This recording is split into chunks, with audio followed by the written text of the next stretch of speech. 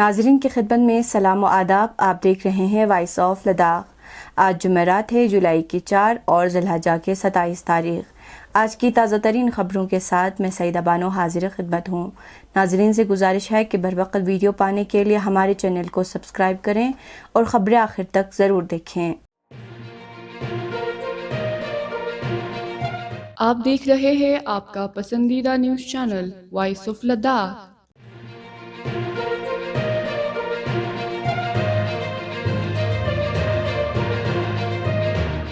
NH 301 پر فرونا کے مقام پر کل زیر تعمیر سڑک کی دیوار کا ایک حصہ گر گئی ہے، جس کے سبب جہاں سڑک سے متصل لوگوں کے زمین اور درختوں کو نقصان پہنچا ہے، وہیں سڑک کی تعمیر میں غیر معیاری مٹیریل کے استعمال کا بھی انکشاف ہوا ہے اور واقعے سے NHIDCL کے پروجیکٹ کا کام زیر سوال آ گئے ہیں. اس واقعے کے بعد علاقے کے کونسلر سجاد خان اور سب ڈویژن انتظامیہ کے افسران موقع پر پہنچ گئے اور حالات کا جائزہ لیا. سجاد خان نے ہمارے نمائندے سے بات کرتے ہوئے معاملے پر سنجیدگی سے کارروائی کرنے کی اپیل کی. مقامی لوگوں کا مطالبہ ہے کہ جلد سے جلد سڑک کے کام کو ختم کیا جائے اور کنکریٹ سے دیوار بنایا جائے. یاد رہے NH 301 فرونا کھچن کے مقام پر گزشتہ 3 سالوں سے سڑک کی توسیع کا کام جاری ہے. مقامی لوگوں کا کہنا ہے کہ کام کی سست رفتاری اور کجی سڑک سے دھول اڑنے کے سبب انہیں مشکلات کا سامنا کرنا پڑ رہا ہے. انہوں نے ضلع انتظامیہ اور متعلقہ حکام سے سڑک کی تعمیر میں سرعت لانے کا مطالبہ کیا ہے. بہتر معیار کے آلو چپس آپ کے شہر میں دستیاب. تازہ آلو سے تیار کردہ چپس یعنی مکچس 4 الگ الگ فلیورز کے ساتھ تیار کر کے ضلع کے دکانوں پر دستیاب رکھا ہے.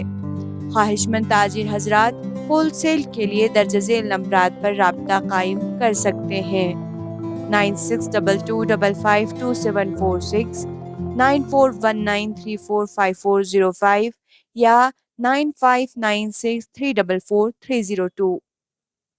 مویشی پالنے والوں کی معیشت کو فروغ دینے کی غرض سے محکمہ پشو پالن کسان کے لیے جانکاری کیمپ کا اہتمام کیا گیا. اس جانکاری کیمپ میں زانسکار کے 60 کسانوں نے شرکت کی. کیمپ کے دوران چیف اینیمل ہسبینڈری ڈاکٹر گلزار حسین شعبہ پشو پالن کو ترقی دینے کے لیے مرکزی معاونت والی اسکیموں سے بشمول اینیمل ڈیزیز کنٹرول اور کسان کریڈٹ کارڈز کے متعلق جانکاری فراہم کی. اسی طرح کی 3 روزہ پروگرام اینیمل ہسبینڈری لہ کی جانب سے نبرا میں بھی اہتمام کیا گیا، جس میں ترشا، تکشا اور چلونکھا دیہات کی ترقی پسند کسانوں نے شرکت کی. اس دوران کسانوں کو مویشی پالنے کے بہتر طریقوں کی جانکاری کے ساتھ ان کو لگنے والے عام بیماریوں کی روک تھام اور علاج و معالجے کے متعلق تفصیلی جانکاری فراہم کی گئی. آخر میں کسانوں میں چارہ، فرسٹ ایڈ کٹس اور ادویات مفت تقسیم کیے گئے.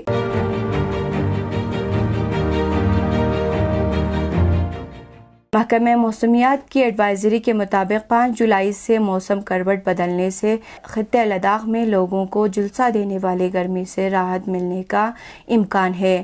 محکمہ نے اپنے پیشن گوئی میں 5 سے 7 جولائی تک بارشوں کا امکان ظاہر کیا ہے. دریاسنا لداخ میں شبانہ درجہ حرارت بھی مسلسل معمول سے زیادہ ریکارڈ ہو رہا ہے. ممکنہ موسمی تبدیلیوں کے حوالے سے ضلع انتظامیہ نے لوگوں کو محتاط رہنے کی ہدایت دی ہے اور کسی بھی ممکنہ سیلابی صورتحال سے نمٹنے کے لیے کمیٹیاں بھی تشکیل دی ہے. لیکن اس جھلسا دینے والی گرمی عاشقان امام حسین علیہ السلام کی عزائے حسینی کے لیے تیاریوں کی تکمیل کی راہ میں رکاوٹ و حائل نہیں ہو سکا ہے اور خیمگاہ حسینی کو بنانے کے لیے عمر رسیدہ افراد شدید گرمی کے باوجود اپنے بے لوث خدمات انجام دے رہے ہیں.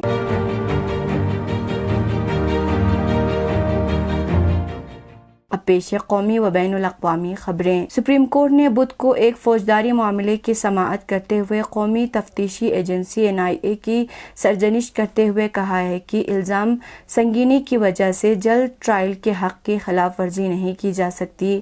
جسٹس JP پارٹیوالا اور اجل بویان کی تعطیلی بینچ نے جعلی کرنسی سے متعلق ایک کیس کے ملزم درخواست جاوید غلام نبی شیخ کی طرف سے دائر درخواست سماعت کرتے ہوئے یہ تبصرہ کیا ہے.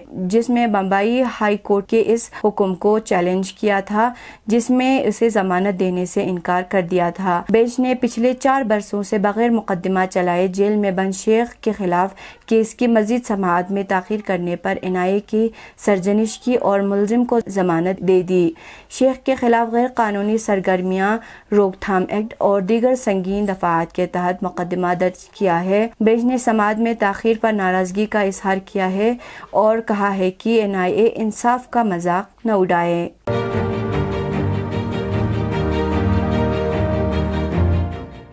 وزیر اعظم نریندر مودی نے بدھ کو راجیہ سبھا میں کہا کہ حکومت منی پور میں حالات کو معمول پر لانے کے لیے مسلسل کام کر رہی ہے لیکن وہاں آگ میں گھی ڈالنے والوں کو ہرگز بخشا نہیں جائے گا۔ صدر جمہوریہ کے خطاب پر شکریہ کی تحریک پر بحث کا جواب دیتے ہوئے مسٹر مودی نے کہا کہ منی پور پر گزشتہ اجلاس میں تفصیل سے تبادلہ خیال کیا گیا تھا اور حکومت وہاں حالات کی معمول پر لانے کی مسلسل کوشش کر رہی ہے۔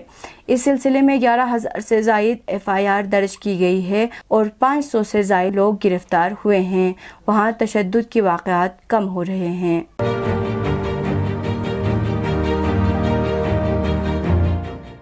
غزہ شہر کے مشرق میں ایک رہائشی مکان پر بمباری میں 3 فلسطینی شہید اور کم از کم 13 زخمی ہو گئے۔ غزہ شہر کے وسط میں حی الدرج محلے کی یافات اسٹریٹ پر غاصب فوج کی فضائی حملے کے نتیجے میں 2 لڑکیاں شہید اور 17 دیگر فلسطینی زخمی ہو گئے۔ دوسری جانب غزہ کی ریسکیو اینڈ ریلیف ٹیم نے بھی بیان میں کہا ہے کہ حی الدرج محلے کے النفاق اسٹریٹ میں واقع رہائشی عمارت پر بمباری کے نتیجے میں 4 فلسطینی شہید اور 8 زخمی ہو گئے۔ واضح ہے کہ غزہ پٹی پر حملوں کے آغاز سے اب تک 37,953 فلسطینی شہید اور 87,266 فلسطینی زخمی ہو چکے ہیں۔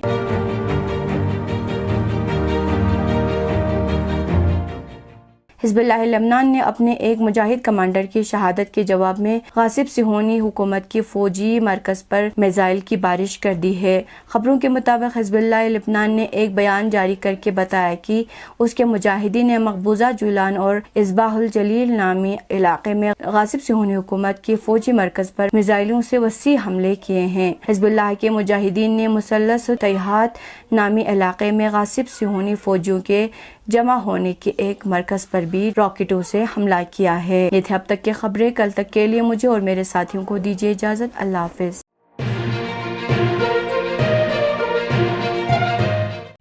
مقامی، قومی اور بین الاقوامی خبروں سے باخبر رہنے کے لیے چینل کو لائک، شیئر اور سبسکرائب کریں، ساتھ ہی بیل آئیکن دبانا نہ بھولیں۔